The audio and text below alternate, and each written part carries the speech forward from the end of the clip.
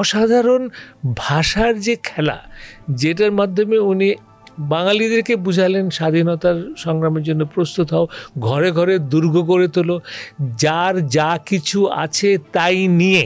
এই বক্তব্যে সাহসের কথা, আত্মত্যাগের কথা, দেশপ্রেমের কথা, আমি পরে যতবার এই বক্তৃতা শুনেছি আমি মোহিত হয়েছি। ওই বক্তৃতা যদি এখনও শোনো তুমি দেখবে যে অলমোস্ট লাইক এ রিদম, এবং ওনার বলিষ্ঠ কণ্ঠস্বর ৭১ যেন আমাদের সমস্ত কিছুর ঊর্ধ্বে থাকে। তার মানে আমি এটা বলছি না যে বঙ্গবন্ধু কোনো দোষ হয়নি। আমি নিজে মনে করি যে দেশ পরিচালনা করার সময় উনি অনেক সিদ্ধান্ত নিয়েছেন, যেটা আমি একজন গণতান্ত্রিক ব্যক্তি হিসাবে, একটা স্বাধীন চেতা মানুষ হিসেবে আমি সেটা গ্রহণ করতে পারি নাই। আমাদের ভুল হতে পারে, এটা হতে পারে, বাট স্বাধীনতা যুদ্ধ আমাকে মুক্তি দিয়েছে। বিশ্বের মানচিত্রে আমি একটা ভূখণ্ডকে দেখিয়ে বলতে পারি এটা আমার দেশ।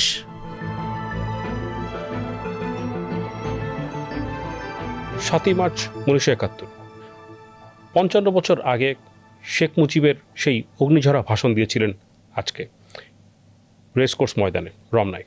বলেছিলেন এবারের সংগ্রাম মুক্তির সংগ্রাম, এবারের সংগ্রাম স্বাধীনতার সংগ্রাম। এটাতেই যেন সবাই উজ্জীবিত হয়ে উঠেছিল।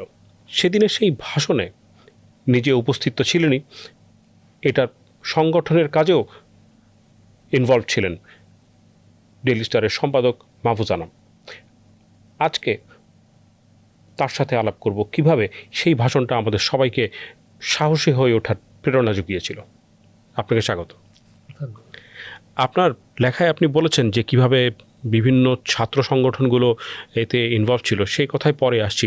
আগে আপনার কাছে জানতে চাই যে এই ৭ই মার্চের ভাষণটা ঐতিহাসিকভাবে কেন এত গুরুত্বপূর্ণ বলে মনে করেন? আচ্ছা, আপনি ওই সময়কার একটু পরিস্থিতি এবং এনভায়রনমেন্টটা আপনি চিন্তা করেন যে একটা নির্বাচন হয়েছে, সেখানে আওয়ামী লীগের প্রধান শেখ মুজিবুর রহমান উনি নির্বাচিত হয়েছেন এবং সংখ্যাগরিষ্ঠ সিট পেয়েছেন। সমস্ত পাকিস্তান মিলেও ওনার সংখ্যাগরিষ্ঠ সিট, এবং উনি প্রধানমন্ত্রী হওয়ার মতন পার্লামেন্টারি মেজরিটি পেয়েছেন। তারপরে সেই পার্লামেন্টারি মেজরিটি এবং প্রেসিডেন্ট ইয়াহিয়া খান ঘোষণা করলো যে Sheikh Mujibur Rahman is the next prime minister of Pakistan. এই ধরনের পরিবেশ, এর মাঝখানে হঠাৎ করে ১ মার্চে ইয়াহিয়া ঘোষণা করলো যে first session of the parliament এটা ইনডেফিনেটলি পোস্টপোন। সো পরিস্থিতিটা কিন্তু ছিল যে আমরা we are going towards A formation of the government, at least সাধারণভাবে। এবং সেখানে হঠাৎ একটা বাধা পড়ে সেটা হয়ে গেলো যে পার্লামেন্ট পোস্টপোন্ড। হ্যাঁ, তো তখন কিন্তু আমরা সবাই বুঝতে পারলাম, আমরা তো ছাত্র বাট জনগণ, যে এটার মধ্যে একটা বিরাট কনস্পিরেসি কিছু আছে। তো আমরা তো একটুখানি বিচলিত এবং চিন্তাধারাতেও একটুখানি মানে অসচ্ছল জিনিস। তো সেই কারণে এই বক্তৃতাটা এত গুরুত্বপূর্ণ। একটা হচ্ছে যে এই পরিস্থিতিতে আমরা কি করব, আরেকটা হচ্ছে যে এখন আমাদের রাজনৈতিক ভবিষ্যৎ কি, পার্লামেন্টারি ভবিষ্যৎ কি, বা দেশের ভবিষ্যৎ কি।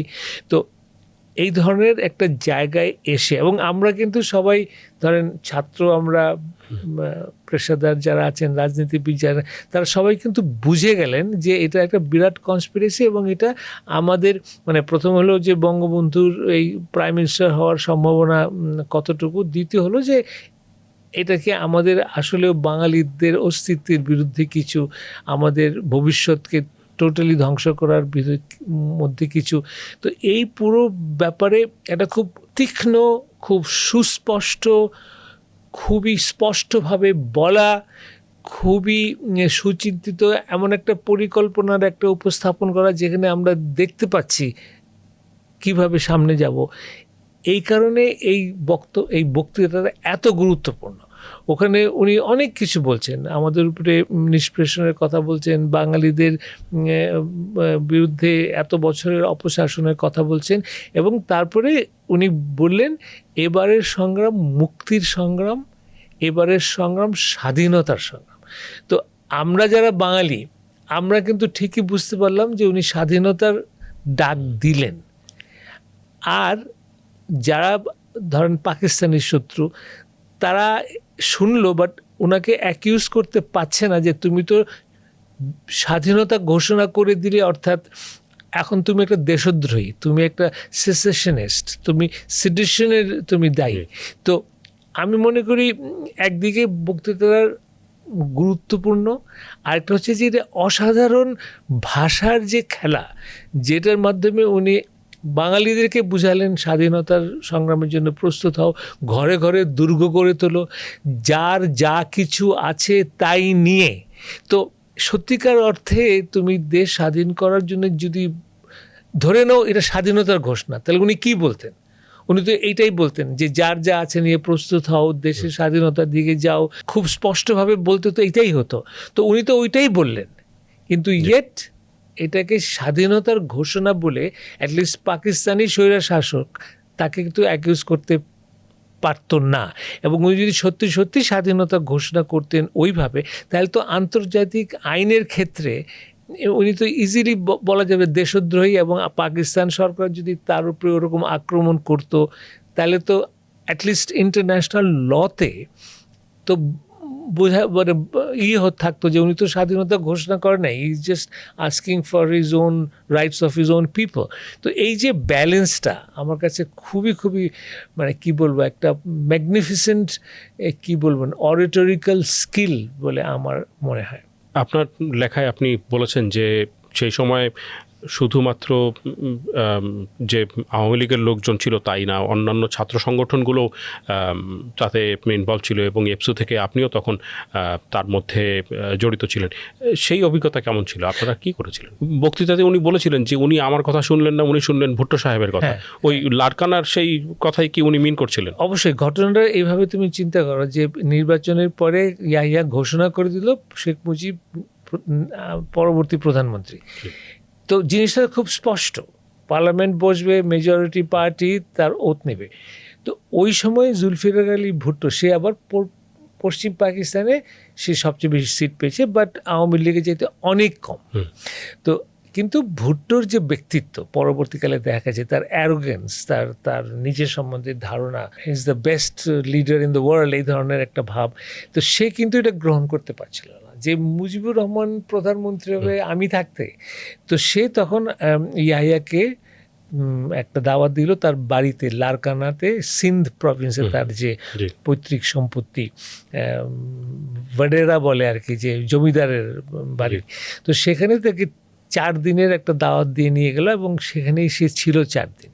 এবং লোকে বলে যে মানে এমন আতিথেয়তা, সার্বক্ষণিক সব সেবা টেবা, এবং তাকে সারাক্ষণ বোঝানোর চেষ্টা যে এটা দেওয়া খুব খারাপ হবে পাকিস্তানের জন্যে, পাকিস্তানের স্বার্থের জন্যে এটা একটা অনিশ্চয়তার সৃষ্টি করবে, শেখ মুজিবকে প্রধানমন্ত্রী বানানো পাকিস্তানের জন্য ঠিক হবে না।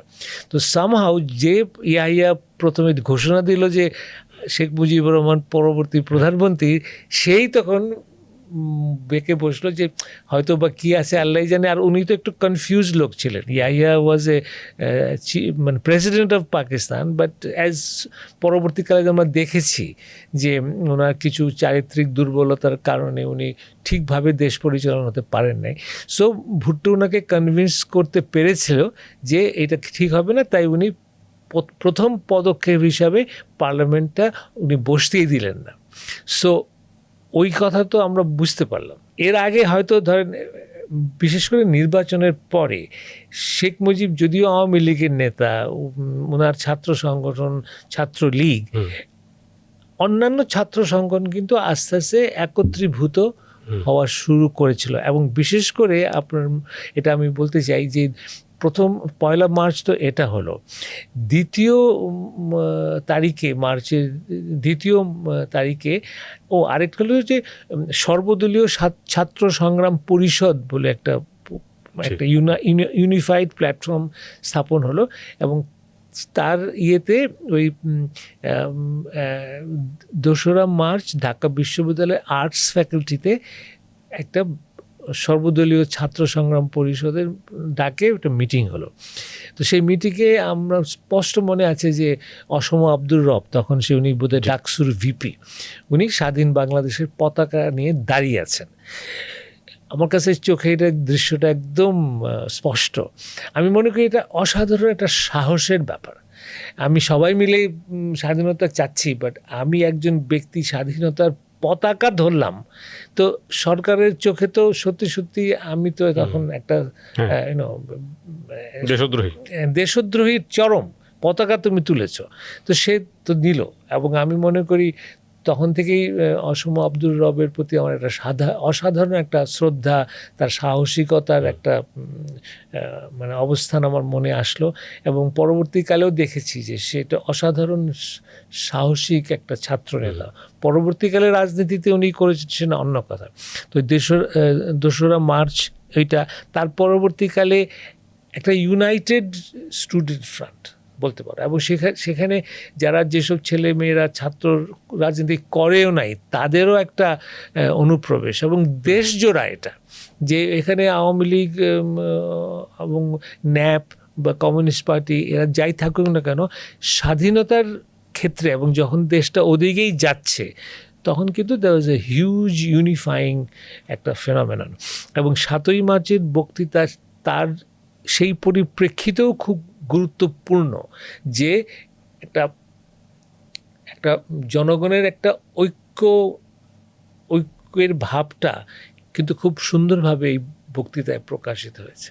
ওই সময়টায় তাহলে আপনারা যখন সংগঠন করছিলেন বা এই লেকচারের আগে, এই ভাষণের আগে ব্যবস্থার জন্য, তখন ট্রাকে ট্রাকে করে যাওয়া এবং লোকজনকে জড়ো করা এবং তাদেরকে জানানো, এটা ওই 3-4 দিনের মধ্যেই হয়েছিল? আমি বলতে পারি 2রা মার্চ থেকে 6ই মার্চ পর্যন্ত এই 5 দিন মানে একদম ক্রমাগত সকাল থেকে রাত অবধি আমরা এটাই করেছি। এবং সেটা ঢাকা বিশ্ববিদ্যালয়ের তো চিত্রটাই আমি জানি, কিন্তু অন্যান্য কলেজ, ইউনিভার্সিটি, ঢাকার বাইরে ইউনিভার্সিটি, আচ্ছা আরেকটা কিন্তু বঙ্গবন্ধু ঘোষণা করলেন নন কোঅপারেশন মুভমেন্ট একটা, হ্যাঁ, তো সেটা কি, এখন নন কোঅপারেশন মানে কি, এটা তো আমরা আগে কখনো করি নাই। তো এটা বোঝানোরও একটা ব্যাপার ছিল যে আমরা এই সরকারের কোনো কাজে সহযোগিতা করব না।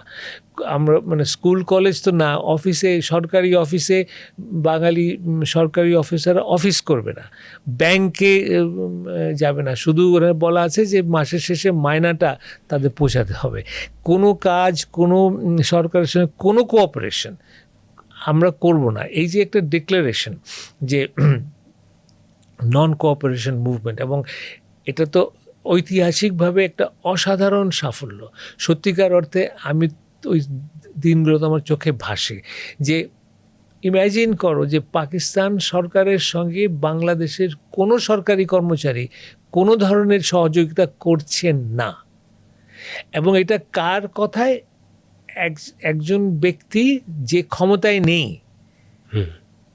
একজন নেতা যে জনসাধারণ যাকে সম্মান করে, যার স্থান জনসাধারণের হৃদয়ে, সেই একজন নেতা সরকারি কর্মচারীদেরকে বলছে তুমি সরকারি কাজে যাবে না, এবং সবাই মিলে সেই কথা শুনছে। So you have an example যে যখন একজন নেতা জনগণের হৃদয়ে স্থান পায় তখন তার কথা, এটা একটা ধরেন প্রধানমন্ত্রী বলল নন কোঅপারেশন, অথবা চিফ মিনিস্টার বলল, বা একজন ক্ষমতাধর ব্যক্তি বলল, বাট একজন সম্পূর্ণ ক্ষমতার বাইরে এসে উনি এইসব কথা এই আহ্বান যখন করলেন এবং জনসাধারণ সেটাতে সম্মতি ছিল। তো আমাদের একটা কাজ ছিল যে এই নন কোঅপারেশন মানে কি, এটা কেন তোমরা করবো, কিভাবে এটা আমরা পাকিস্তানি সরকারকে অচল করে দিব বাংলাদেশে, মানে তখন পূর্ব পাকিস্তানে। তো এই কথাটাও অনেকেই বুঝেছে, বাট অনেকেই হয়তো অত বোঝে নাই। তো আমরা যারা ছাত্র রাজনীতি করতাম, আমাদের একটা দায়িত্ব বলে মনে করেছি যে একটা হলো যে ওই 7ই মার্চের বক্তৃতায় আপনারা ওই অনুষ্ঠানে আপনারা যাবেন, আর নন কোঅপারেশন মুভমেন্টের মানে কি, এটা তারপরে কী করবেন কি করবেন না, আপনাদের মানে দায়িত্বটা কতটুকু, এসব বলাও আমাদের একটা ছিল। আর সাধারণত আমরা মানে প্রসেশন করতাম ঢাকা ইউনিভার্সিটিতে, আমরা ধরেন অনেক শত শত ছেলে মেয়ে জড়ো হতো, তারপরে আমাদের নেতারা বলে দিলেন তুমি যাও পুরান ঢাকার দিকে, তুমি যাও মোহাম্মদপুরের দিকে, তুমি যাও ওদিকে, অর্থাৎ পুরো শহরটা যেন কাভার হয়। তো ন্যাচারালি ধরেন আমরা 10-12 জন ছেলে মেয়ে মিলে, মেয়েও ছিলেন বাট তুলনামূলকভাবে কম, বাট মেয়েরাও কিন্তু খুব অংশগ্রহণ করেছে। তো আপনারা ধরেন 10-15 জন নিয়ে বেরোচ্ছি, বাট যেতে যেতে পথে আরও লোকজন সঙ্গ দিচ্ছে এবং হয়তো 10-15-20 মিনিটের মধ্যে এটা 100 জন হয়ে গেল, তারপরে 200 জন হয়ে গেল, তারপরে পুরো রাস্তা লোকজন এসে গেল। তো এটাও কিন্তু একটা অসাধারণ একটা মানে ঘটনার প্রবাহ ছিল, যেটা আমাদের সবাইকেই উজ্জীবিত করেছে। 7ই মার্চ যেদিন আসলে ভাষণটা হলো, আপনার লেখায় আছে আপনারা যতক্ষণে গিয়ে পৌঁছেছেন তখন ওই ময়দান প্রায় অর্ধেক ভরে গেছে, মাঝামাঝি জায়গায় স্থান পেলেন। শেষ পর্যন্ত যত লোক হয়েছিল, আপনারা যখন সংগঠনের কাজে নিয়োজিত ছিলেন তখন কি মনে হয়েছিল যে এত লোক আসবে, নাকি আসলে মনে হয়েছিল না ঠিক এরকমই আসার কথা? সত্যিকার অর্থে হিসাবের ব্যাপারে যাই নেই কত লোক হবে, কিন্তু সত্যিকার অর্থে এর আগে তো আমরা রেস কোর্সের মতন বড় মাঠ অর্ধেকেও যে ভরেছে এরকম তো কোনো নাই, স্মৃতি নাই। কিন্তু আমরা 10টার দিকে পৌঁছলাম ঢাকা ইউনিভার্সিটিতে। আমি গিয়ে দেখলাম সব মাঠ ভরে গেছে, মাঝামাঝি জায়গায় গিয়ে আমরা দাঁড়ালাম, এবং দাঁড়ানোর পরে আমি দেখছি পেছন দিকে তাকানো সাইড দিকে যে অজস্র মানে স্রোতের মতন প্রসেশন করে লোকজন আসছে, স্লোগান দিচ্ছে, আসছে করতে করতে আমরা যেখানে আছি তার ধরেন 1 ঘন্টার মধ্যেই 11টা, 11:30, 12টা ম্যাক্সিমামের মধ্যে একদম হাইকোর্ট পর্যন্ত লোক দেখা যাচ্ছে, এবং স্লোগান দিয়ে আসছে, সবার হাতে ব্যানার, যে যেখান থেকে আসছে সেই ধরনের, তারপরে স্লোগান দিচ্ছে, স্লোগান দিতে দিতে তারপরে বসে আমরা, কেন মিটিং তো 3টায়, তো বসে থাকতে হবে, স্লোগান দেওয়াটাও তো মানে একটু কষ্টকর ব্যাপার। সো বসে বসে কেউ গান গাওয়া শুরু করলো। আর ওই সময় একটা জিনিস আমি বলি আর কি, যে আপনার মানে রাজনৈতিক আন্দোলনের সঙ্গে সঙ্গে যখন সাংস্কৃতিক আন্দোলন মিলে যায়, তখন এই যে গানের মাধ্যমে আপনি যে কত মানুষকে উজ্জীবিত করতে পারেন, কবিতা পাঠের মাধ্যমে, স্লোগান তো আছেই, এটা কিন্তু সাধারণ সময়ে কল্পনা করা যায় না। ওই সময় যখন ভাষণ শুনছেন, ভাষণ শুনতে শুনতে আপনার কি তখন মনে হয়েছিল যে এইটা এইরকম গুরুত্বপূর্ণ একটা বিষয় এবং এক সময় এটা আসলে আন্তর্জাতিকভাবেও স্বীকৃত হবে? না, আসলে ওই মুহূর্তে আমাদের সবার আসে যে সামনে কি করব, এবং সবার মনে ছিল যে স্বাধীনতা ঘোষণা করে দিবেন বঙ্গবন্ধু, এবং আমরা একদম সবাই অস্ত্র নিয়ে নেমে যাব, এটা সেটা। তো ওই সময় তো ছাত্র এবং সব কিছুই আবেগের মানে পরিপ্রেক্ষিতে বিচার, বাট তারপরে মানে আমি বলি যে আমি পরে যতবার এই বক্তৃতা শুনেছি আমি মোহিত হয়েছি, যে এই বক্তব্যে সাহসের কথা, আত্মত্যাগের কথা, দেশপ্রেমের কথা, এবং সত্যি অর্থে বাঙালিদের আত্মপ্রকাশের যে সম্ভাবনা। আমাদের ইতিহাসে কোনোদিন আমরা স্বাধীন দেশ আমাদের ছিল না, তো আমরা একটা স্বাধীন দেশ পাওয়ার দিকে যাব, সেই দিকে আমরা একটা দাবি করে আন্দোলন করে স্বাধীনতা অর্জন করব, এ সমস্ত কিছুই ওই বক্তৃতার মধ্যে ছিল। আরেকটা যে অসাধারণ, সেটা হচ্ছে যে বঙ্গবন্ধুর অরেটরি, ওই বক্তৃতা যদি এখনও শোনো তুমি দেখবে যে অলমোস্ট লাইক এ রিদম, এবং এক একটা বাক্যের সঙ্গে আরেকটা বাক্য, সেটার সঙ্গে ইমেজারি যোগ হচ্ছে, এবং ওনার বলিষ্ঠ কণ্ঠস্বর, মানে সিরিয়াসলি বলি আর কি, যে একটা সাধারণত বক্তব্যের ভাবার্থটাই সবচেয়ে গুরুত্বপূর্ণ, বাট তুমি যখন লক্ষ লক্ষ লোককে অনুপ্রাণিত করার জন্য বক্তৃতা দিচ্ছ, ভাবার্থটাই যথেষ্ট নয়, তার যে বহিঃপ্রকাশ, সেটার যে জোর, কণ্ঠস্বরের জোর, যে কণ্ঠস্বরের মাধ্যমে তুমি তার সমস্ত ব্যক্তিত্বের প্রকাশ পাচ্ছ, তার ব্যক্তিত্বের, এবং সেই ব্যক্তিত্বের প্রকাশের সঙ্গে সঙ্গে আমার স্বপ্নের প্রকাশ আমি দেখছি, এটা অসাধারণ অভিজ্ঞতা, আমি বুঝাতে পারবো না। তো ওই সময় মাঠে দাঁড়িয়ে যারা শুনছিলেন, আপনার আশেপাশের মানুষজন, বন্ধুবান্ধব, আপনি উনি যে স্বাধীনতার ঘোষণা করলেন না, সেটা কি নিরাশ করেছিল? আর ওই যে আপনি আজকের লেখাটা যে অবাধ্য হবার যে সাহস জুগিয়েছিল, তখন কি সেই অবাধ্য হওয়ার সাহসটা তখনই পেয়েছিলেন ভাষণ শুনেই? হ্যাঁ, মানে ওইটাও ওই বক্তৃতার আরেকটা অপূর্ব একটা দিক, যে মানে আমাদেরকে বলা টু ডিফাই, এই কথাটা সাধারণত আমাদের জীবনে যখন ব্যবহার করি যে আমি মানব না, আমি বিদ্রোহ করব, এই কথাটার অনেক তাৎপর্য, কিন্তু ওই ধরনের মুহূর্তে কেউ তোমাকে বলা যে এই পরিবেশটা আমরা মানব না, এবং সেই মানব না বলার পেছনে সাহস জোগানো, কনভিকশন জোগানো, একটা সমস্ত দৃঢ়তার প্রকাশ, এই বক্তৃতাতে কিন্তু এটা পাওয়া যায়। মানে আমি এখন তো এত বয়স হয়ে গেছে, আমি এখন বক্তৃতাকে ক্লিনিক্যালি বিচার করি। আমি ওই 55 বছর আগে সেই মাঠের উপস্থিত মাহফুজ আনাম আর আজকের মাহফুজ আনাম এর মধ্যে পার্থক্য হচ্ছে যে তখন আমি টোটালি ইমোশন ড্রিভেন, এখন আমি অনেক কিছু ইন্টেলেকচুয়াল ড্রিভেন। এবং আমি যদি ওই বক্তৃতাটার বিভিন্ন বাক্য, বিভিন্ন প্রকাশভঙ্গি আলাদা আলাদা করে দেখি, তাহলেই বোঝা যাবে যে বক্তৃতাটা কত অসাধারণ। এবং এটা আমার ধারণা এবং বিশ্বাসও যে এটা কিন্তু ওই প্রস্তুতি নিয়ে করা যায় না, ইট ওয়াজ spontaneous. as you are standing on the podium, উনি যখন পোডিয়ামে লক্ষ লক্ষ লোকের দিকে তাকিয়ে দেখছেন, বক্তৃতা দিচ্ছেন উনি, তো এই সমস্ত কিছু আমার ধারণা ভেতর থেকে এসে গেছে। ওনার অভিজ্ঞতা, ওনার রাজনৈতিক প্রজ্ঞা, ওনার দেশপ্রেম, ওনার এত বছরের কারা জীবন, এবং এই যে আন্দোলনে, প্রত্যেকটা আন্দোলনের সঙ্গে উনি জড়িত থাকা। পাকিস্তানের আমলে তুমি বলতে পারো যে 1948 সন থেকে 71 পর্যন্ত বাংলাদেশের যত ধরনের ছোট বড় আন্দোলন হয়েছে, প্রত্যেকটার সঙ্গে কিন্তু আওয়ামী লীগ জড়িত এবং উনি ব্যক্তিগতভাবে জড়িত। তো ওই সমস্ত অভিজ্ঞতার মনে হয় একটা বিস্ফোরণ ঘটে। It has to be spontaneous. আমি মনে করি যে মানে কেউ একেবারে 1000 বার প্র্যাকটিস করে ওই বক্তৃতা দিতে পারবে না। It will come from your heart, ওই মুহূর্তে আসবে, ওই অনুভূতির কেন্দ্র করে আসবে, ওই দৃঢ়তা, ওই স্বপ্ন কেন্দ্র করে আসবে। রাইট। আমরা যে সময় এই বক্তৃতা নিয়ে আলাপ করছি সেটা সেই প্রেক্ষাপটও আর একটা এইরকমই আর একটা বিপ্লব বলা যায়, অভ্যুত্থান বলা যায় হয়ে এসছে 2024-এ। এবং 2024-এর অভ্যুত্থানের পরে একটা সাধারণভাবে যেহেতু আওয়ামী লীগ বিরোধী সাংঘাতিক রকমের একটা সেন্টিমেন্ট ছিল, তার সাথে সাথে বুঝি শেখ মুজিবও একেবারে কোথাও বলাই যাবে না, উচ্চারণ করা যাবে না, এরকম একটা বিষয় ছিল।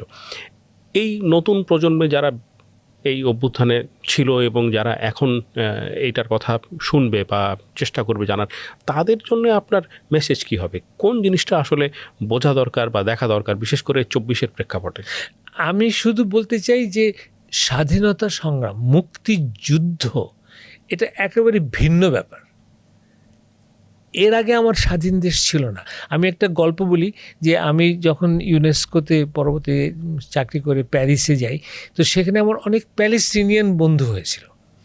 এবং প্যালেস্টিনিয়ানদের সঙ্গে বন্ধুত্বের একটা বিরাট কারণ হলো যে ওরা খুব ব্রাইট, যে সোশ্যাল সায়েন্টিস্ট বলো, সাংবাদিক বলো, এমনি পিওর সায়েন্টিস্ট, কনফারেন্সে বিখ্যাত আসতো, আমি গিয়ে কথা বলতাম, বিকজ প্যালেস্টিনিয়ান সম্বন্ধে একটা দুর্বলতা আমাদের থাকেই। তো ওরা যখন শুনতো, ইমাজিন করো একটা প্যালেস্টিনিয়ান, তার বন্দি দশা 1948 সন থেকে, সে আমার কাছে গল্প শুনছে যে আমার 9 মাসে আমি একটা স্বাধীন দেশ পেয়েছি। বিশ্বাস করো, বলতো যে তুমি যে কত ভাগ্যবান মাহফুজ, তুমি যে কত ভাগ্যবান, তুমি বুঝো না। আমি প্যালেস্টিনিয়ান, আমি বুঝি পরাধীনতার গ্লানি এবং এটার যে কোনো শেষ সীমানা নাই। তো আমি সেটাই আমার নতুন প্রজন্মকে বলবো যে স্বাধীনতাটাকে যেন আমরা কোনোভাবেই ক্ষুণ্ণ না করি। 71 যেন আমাদের সমস্ত কিছুর ঊর্ধ্বে থাকে। তার মানে আমি এটা বলছি না যে বঙ্গবন্ধু কোনো দোষ হয়নি। আমি নিজে মনে করি যে দেশ পরিচালনা করার সময় উনি অনেক সিদ্ধান্ত নিয়েছেন, যেটা আমি একজন গণতান্ত্রিক ব্যক্তি হিসাবে, একটা স্বাধীন চেতা মানুষ হিসেবে আমি সেটা গ্রহণ করতে পারি নাই। তো সেটা তার জন্য আমি অবশ্যই তাকে সমালোচনা করব। কিন্তু 48 থেকে 71 তার জীবনের যে অবদান স্বাধীনতার পক্ষে, জনগণের স্বার্থের পক্ষে, সেটা এক জিনিস। এটা হলো বঙ্গবন্ধুকে বিচার করার ব্যাপারে। বাট আমার স্বাধীনতা যুদ্ধ, এটা কোনোভাবেই এটাকে যেন কন্ট্রোভার্সিয়াল আমি করতে না পারি। হ্যাঁ, আমাদের ভুল হতে পারে, এটা হতে পারে, বাট স্বাধীনতা যুদ্ধ আমাকে মুক্তি দিয়েছে, আমার স্বাধীনভাবে বিকশিত হওয়ার সম্ভাবনাকে সৃষ্টি করেছে, আমার বিশ্বের দরবারে আমি বাংলাদেশকে একটা দেশ হিসাবে আমি মানে বলার সুযোগ করে দিয়েছে। বিশ্বের মানচিত্রে আমি একটা ভূখণ্ডকে দেখিয়ে বলতে পারি এটা আমার দেশ। তো সেই ঘটনাটাকে কোনোভাবেই যেন বিতর্কিত করা না হয়। বিভিন্ন মূল্যায়ন থাকবে, বাট ৭১ যেন সবসময় আমাদের চিন্তার একেবারে শীর্ষে থাকে যে এই আন্দোলন আমাকে একটা স্বাধীন দেশ দিয়েছে। পরবর্তীকালে সেই দেশটাকে হয়তো আমরা খুব সুন্দরভাবে গড়তে পারিনি, সেই দেশের বিরুদ্ধে দেশের মধ্যে অনেক অরাজকতা হয়েছে, সেই দেশের বিকশ যেভাবে আমরা সোনার বাংলা বলে স্বপ্ন দেখেছি ওদিকে যাই নাই, সেটাকে বিট্রে করেছে হয়তো কেউ, কিন্তু আমার ৭১ যে স্বাধীনতার সংগ্রাম, এটা যেন আমাদের চেতনায়, চিন্তায়, মানে ইভেন আমাদের আত্মদম্ভে এটা যেন সর্বশীর্ষে থাকে। ধন্যবাদ। আজকে এই পর্যন্তই, ভালো থাকবেন।